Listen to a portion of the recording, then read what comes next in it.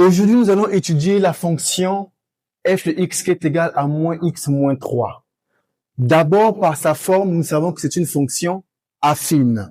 Alors, nous savons que les éléments d'étude d'une fonction affine sont donner son ensemble de définitions, son sens de variation, puis la représenter graphiquement dans un repère. Et nous allons faire ces trois éléments dans cet exercice. Voici les deux premiers éléments d'étude d'une fonction affine. Ensemble de définitions, on nous dit que toute fonction affine est définie dans R, donc de moins l'infini à plus l'infini. Et le sens de variation d'une fonction affine dépend du signe qui se trouve devant le x, donc le signe de A. Ici, notre A est moins 1, il est négatif, d'où on conclut que la fonction f est décroissante. Passons maintenant au dernier élément qui est la représentation graphique d'une fonction affine. Avant de représenter graphiquement notre fonction, nous devons savoir que c'est une droite. Et une droite est un ensemble de points alignés. Donc, nous allons chercher les coordonnées des points sur lesquels passera la droite représentative de la fonction f de notre exercice. Voici ce qu'il faut dire. Nous savons que f de x est égal à moins x moins 3. Cette partie correspond à l'axe des abscisses. Et le f de x correspond à l'axe des ordonnées. Donc, nous allons remplacer f de x par y. Donc, on pose y est égal à moins x moins 3.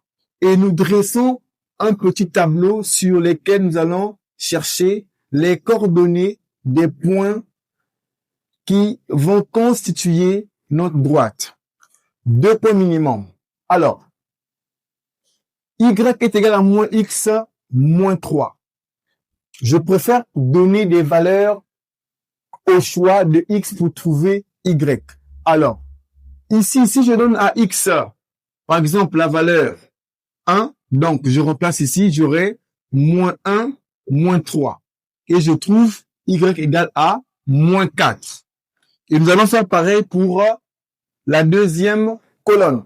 Deuxième colonne, je donne arbitrairement la valeur, par exemple, moins 2 à x. Donc, j'aurai ceci, moins, entre parenthèses, moins 2, moins 3. Ça me fait 2, moins 3. Et je trouve, ici, j'ai moins 2 et là, j'ai moins 1. Donc, ça veut donc dire que si je donne à x la valeur 1, je trouve y égale à moins 4.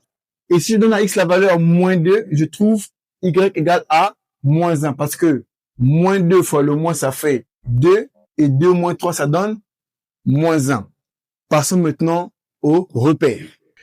Je rappelle encore, dans un repère, à droite de l'axe des abscisses, nous avons des valeurs positives.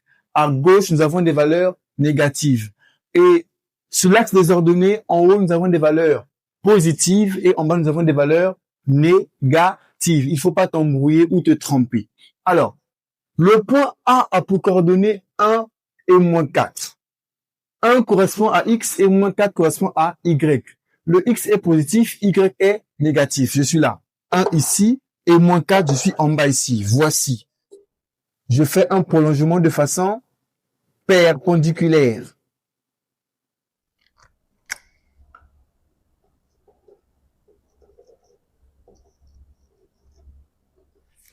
Et ça se fait en pointillé. Attention. Moins 4, je suis là.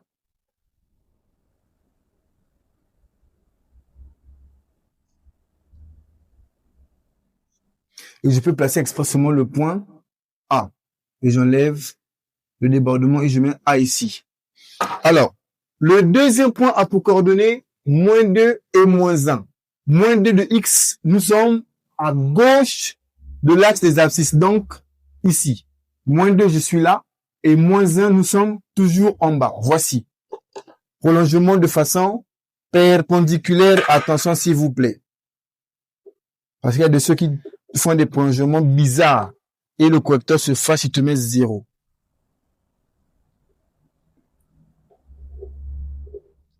Et voici, je place le point B.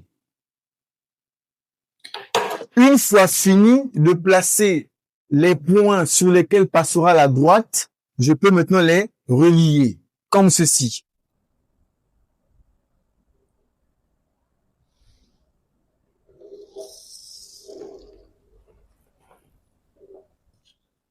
J'ai tracé ma droite qui représente la fonction f de x et j'écris donc f de x est égal à moins x moins 3. Dans d'autres livres, vous verrez, on écrira y égale à moins x ou moins 3. C'est la même chose. Et nous avons fini l'étude de la fonction affine. On se dit à très bientôt pour l'étude de la fonction linéaire.